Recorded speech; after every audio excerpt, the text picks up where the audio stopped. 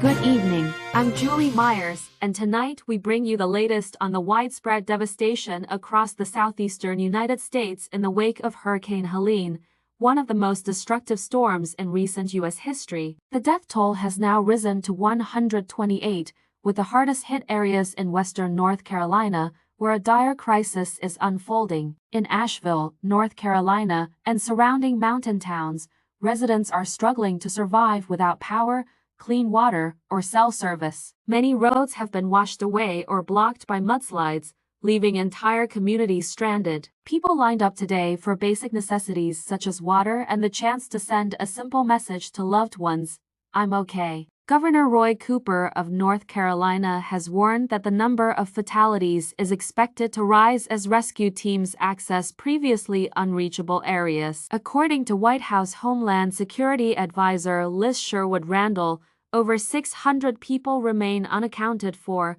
many of whom may have perished in the storm. Aid is slowly making its way to these isolated areas. Government officials and aid groups have been using trucks, helicopters, and even mules to deliver supplies. At least 40 people have lost their lives in Asheville's Buncombe County alone, a grim testament to the storm's ferocity. The devastation stretches across 6 southeastern states, with more than 125 deaths confirmed as of today. Hurricane Helene made landfall last Thursday in Florida as a Category 4 storm, before moving north through Georgia, the Carolinas, and Tennessee. Along its path, Helene left behind scenes of absolute destruction: splintered homes, crushed cargo containers, and mud-covered highways. The storm's torrential rain triggered flooding not seen in a century, especially in North Carolina, where some areas received more than 2 feet of rainfall. Images coming out of the region show rivers swollen with muddy brown water,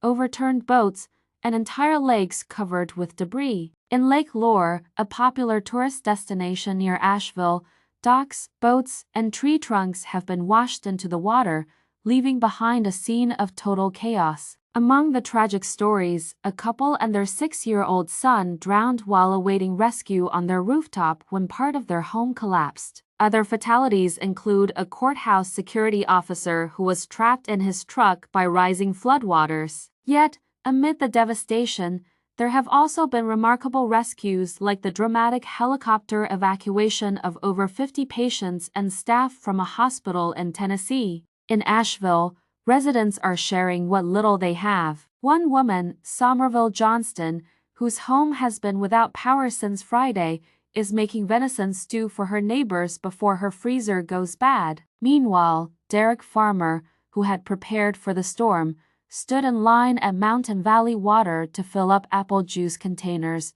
nervously awaiting fresh water after 3 days without any. As people try to cope with the aftermath, President Joe Biden has pledged federal assistance, promising that the U.S. government will support survivors for as long as it takes. Biden is expected to visit North Carolina later this week after search and rescue operations wind down. Meanwhile, FEMA is on the ground with 10 rescue teams and another 9 on the way, delivering food, water, and other essentials. Western North Carolina was hit particularly hard because the remnants of Hurricane Helene collided with the region's high elevations, resulting in intensified rainfall. The mountainous geography funneled water into valleys, causing catastrophic flooding in Asheville and surrounding areas. Meteorologists are pointing to climate change as a contributing factor in the rapid intensification of storms like Helene, which evolved into a powerful cyclone with little warning due to warming ocean waters. The storm's destruction extended from Florida to Virginia. In Florida,